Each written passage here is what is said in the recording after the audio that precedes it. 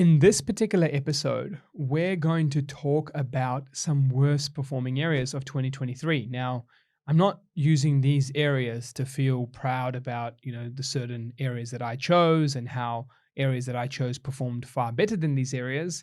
Well, look, even though it's the truth, I'm not here to celebrate that. I'm here to talk about using data and being able to analyze why areas didn't go as well. And by doing things in the opposite like this, you're going to be able to then say, hey, if I know where things aren't going well and I use certain metrics to better understand the relationship with price and certain pressure trends, you can flip that on its head and do the same for actually finding areas that do go well.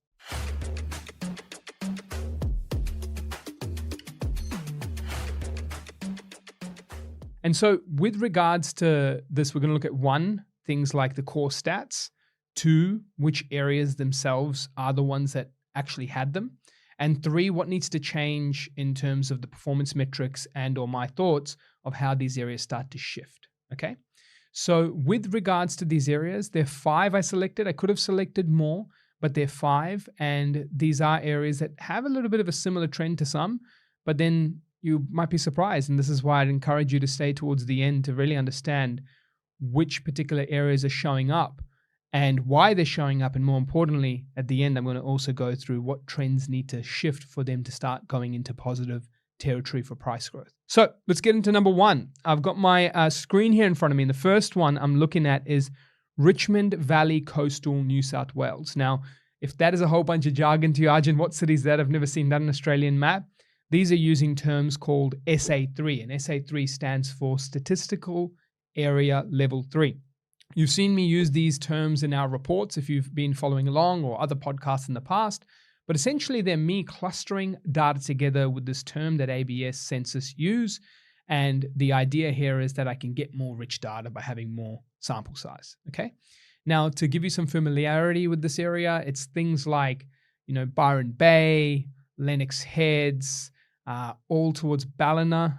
Look, I could be botching that, by the way. It could be Ballina, could be Ballina, could be Ballina, maybe? I don't know. We'll see how it goes. But please do correct me. Drop me a message, drop me a note. And so from this perspective, this is the first region that hasn't been going so well. So to shout out a couple of key statistics, the first one is price change. And this is using APM data, or for others that don't know, it's domain. 18.5% reduction in 12-month price trends. That's double-digit declines. Then you've got a 3.2% reduction in rent.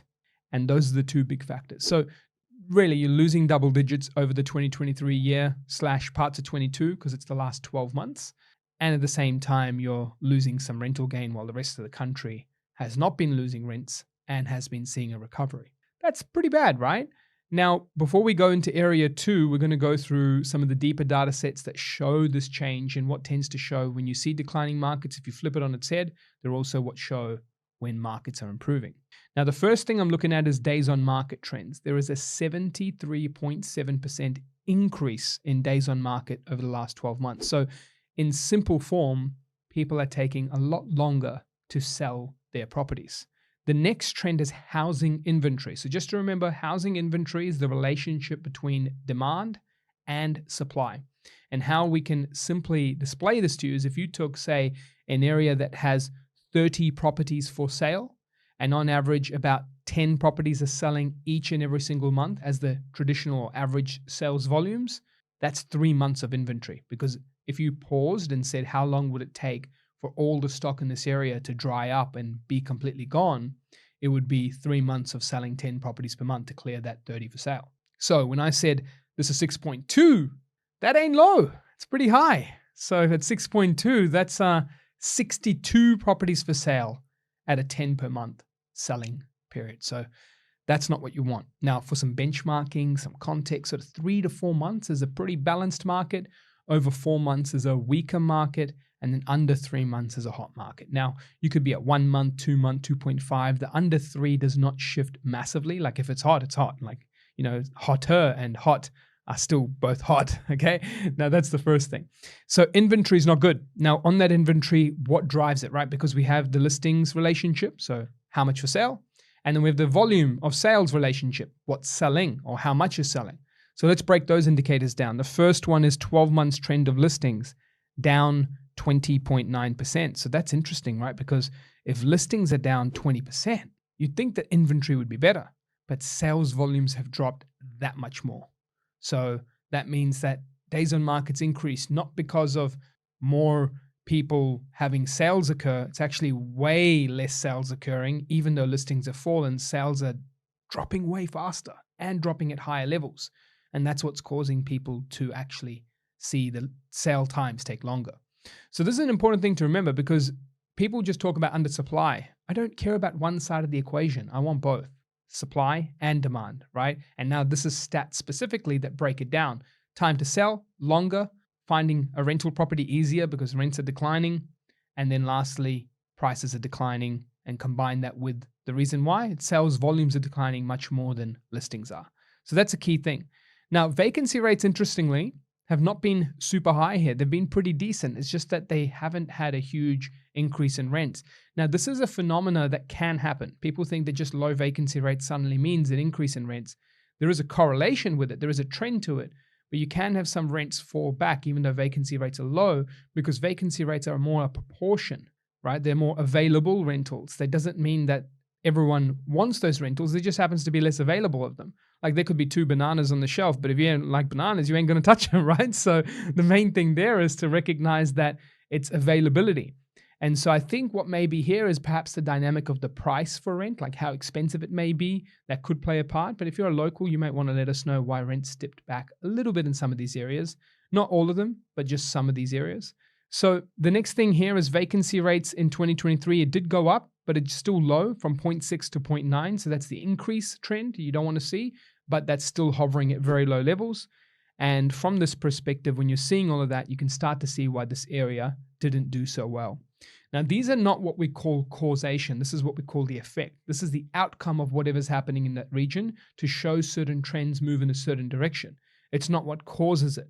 It's not like the causing of this is because days on market went up. That's the effect of whatever's causing it. Now, do I know exactly what's causing it on the ground in these markets? The truth is, I don't. But I can still say that this is happening. Therefore, as a data-driven investor, if days on market's flying up, if inventory's high, you're not likely to see price growth in the short term.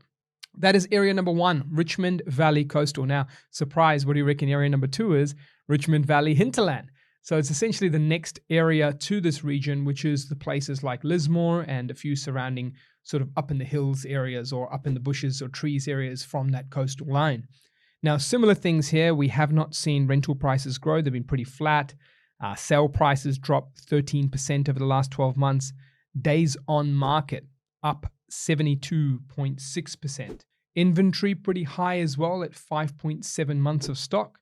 Listings trend, a little bit different here. Unlike the Byrons and everywhere else where listings dropped 20% and sales dropped even further, we've actually got listings increase by 1.4% in the hinterland and sales volumes drop further. So it's now not only a slight increase in supply, but you've seen sales volumes fall off too. However, common theme around most of Australia, vacancy rates still pretty low at 0.4% vacancy 2022 and even a 0.5% vacancy in 23. So that rent trend may not last for long to be that tight in terms of being that flat. It should increase eventually, but so far it just hasn't over the last 12 months at massive levels. Now the last 3, we've got ACT. So there's a few pockets here called Molongo and Western Creek. This is the postcode 2611. And yeah, we've seen some heat drop off in ACT. I'm actually hearing some pretty sad stories from a few people. I've heard people putting deposits on land at 7, 8, and even 850. And now those lands are being valued at 650 to 750 in some areas. So it's pretty scary times for those who need to settle on those blocks of land. And unfortunately, this happens a lot in Australia. You just don't see it. You don't hear about it. There's a lot of impact that happens from off-the-plan sales that don't go to plan. And hence why we stay away from them, and you should too, okay? So from that perspective, ACT down in price 8.6% in this particular region. Postcode 2611, if you want to do the homework on if that's your postcode or if that's your suburbs, check it out, but that's the first. Then we've even got the rent decline of 1.8% and a whopping days on market increase of 116%. Housing inventory stays low though, but the supply is shifting up quickly. This inventory level will increase really quickly. Housing listings are up 45% in terms of the last 12-month trend, and vacancy rates remain pretty low still at 1%. So that is area 3 done. Now, why don't we have a look at area number 4? So area number 4, I've got Southern Highlands in New South Wales, a beautiful part of New South Wales. And I'm starting to see a bit of a trend. Obviously, Canberra's one major city, but it seems to be that regional, major, pricier, larger block parts of New South Wales, lifestyle areas, whether it's the hills or the water, that seem to be feeling the pinch a little bit more over the last 12 months than some other areas. And Southern Highlands, the next one, driving distance from Sydney, is seeing it as well. So down 6.1% over the last 12 months, down 4.4% rent-wise, increase of days on market 72.7%, housing inventory low at high at 7.1 months, and listings trends increasing 18.2% over the last 12 months, with sales volumes falling off as well. Vacancy rates are a little bit more elevated here at 1.5, creeping up to 2%, and that is the 4th area. So I might take a pause here just to really go through these 4 areas before we jump on the 5th. You're noticing some common stuff here. Days on market, a clear trend that in all areas is trending up, and not at small doses. I'm talking meaningful shifts of 60, 70, 80, even 116%, which is the 3rd region being ACT, Canberra. So what you should do is consider days on market in your analysis. Now, don't look at days on market in isolation like I just did here for its trend analysis. Also look at where it is, because there are some regions where days on markets are low and they're trending up as a percentage term, but really is a 20 days on market going up by 10% to 22 a big issue? Even if it goes up by 30% and it's up at 26, is that a big issue? Well, it may not be at those low numbers. So keep in mind the trend and how low it is or high it is. And then you've also got some unique cities like Wagga and Tamworth that have high days on market even in their booms, only because they have different ways to sell things, like through sales advices and instead of full contract of sales and exchanging on cooling off periods, longer settlement periods. The jargon goes on. The main thing here is that this is an analysis you should really keep an eye on. And the last one is inventory. Outside of one region, which is the ACT, all of them had high levels of inventory, and they were rising either in listings or falling off a cliff in sales volumes. So really consider that. Now we're going to go to Area 5. So Area 5 is the Surf Coast region of Victoria. And so in the Surf Coast region, you do have a few pretty popular parts extending beyond sort of Geelong, and you're going further towards the coastline. And there's a couple of green shoots in some suburbs looking good, but overall, this region has seen a decline in 9% in terms of price trends. Increase in rents though, but just not much, at 4% increase in rents. And days on market again is the big culprit at up 88%. Inventory levels remain high. However, we can see some interesting buying conditions in some parts of it, because what was interesting here is I do think that Victoria over the coming years will be an interesting market to watch. And I'm hoping that in a couple of years from now, we can start to look back and go, Arjun, what were those interesting signals? Why did you say it was interesting? And I'm going to be sure to bring that to you in another episode for sure. So 8.2 months of inventory, not small by any means, and listings trending up at 54% increase. So that's the reason why. Vacancy rates have also jumped pretty quickly at 1.2 going up to 2.1%. So you've got to be cautious of where you're buying here for these vacancy rates that are increasing, listings that are increasing, inventory that's high, and growth coming off its wave. So these are 5 regions that have performed the worst as per domain or APM data over the last 12 months that are SA3 regions. And these particular 5 regions have all shown a common trend, which was days on market. Now, I told you that if you were going to say, you sticked around to the end of this episode, I was going to show you what you could do to actually find areas that are likely to perform quite good. Well, there are 2 core trends here. One was days on market, and the second is housing inventory. So I showed you how both of these going in the wrong direction or staying at high levels were likely the causes at the end, off the back of the true causes on the macro level, that ended up showing price growth declines ahead. Price growth declines, probably not that word, but price declines, right?